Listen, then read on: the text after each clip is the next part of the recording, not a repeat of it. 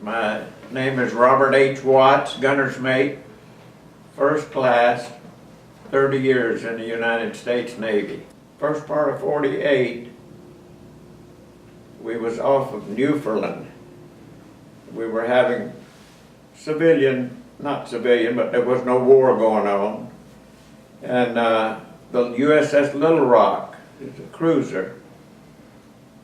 And we were all firing at each other. Well, when you fire a gun at each other and, well, you crank in an offset, the gun is, I see you and the gun is pointing, I'm looking at you, but the barrel is over here, or up here, you know, where when we fire, it doesn't hit you. Well, evidently, the Little Rock was firing star shells, which comes up and it busts up in the air and it floats down with a white phosphorus. Evidently, they didn't crank in the offset.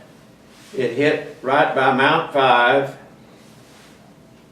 and it went through the deck till it came to a frame, and the photo lab was there, and it went through a lot of bottles of gas along there, and they all exploded.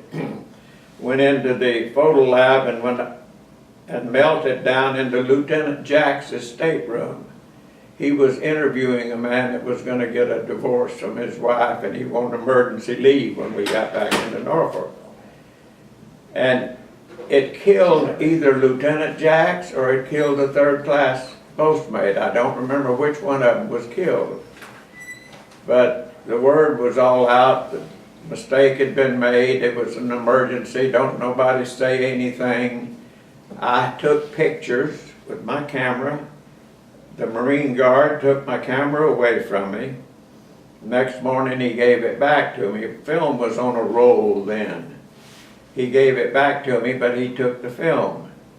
And it was in the plan of the day that we was going to all have to sign papers not to say anything about it.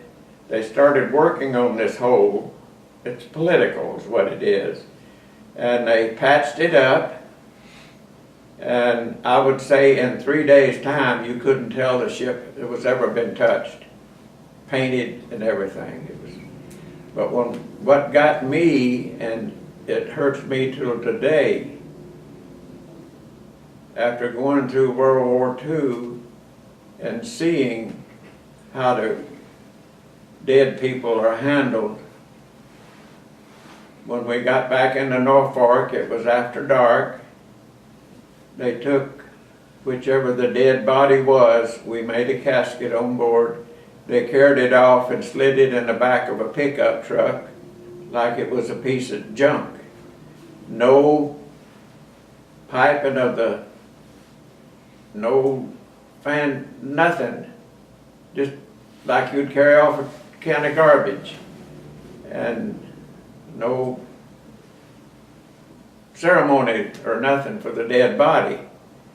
But it was all a secret. We wasn't supposed to say anything about it. Well, I was just a kid then, about 19 years old by that time, or 20. And it didn't mean too much. But as you get older, you think about that. And I've talked to some of the boys, and I ran into one fella, and he was a steward's mate. In those days, the only thing a colored person could be on the ship was a steward's mate, which would be for the officers. And I asked him about it at a reunion we was at in Denver, and he remembered it, but he says, "Bob, I couldn't say anything because I wasn't supposed to know those things," because he didn't man guns or nothing. Later on in life, he changed the laws that the colored people could be on the regular duty.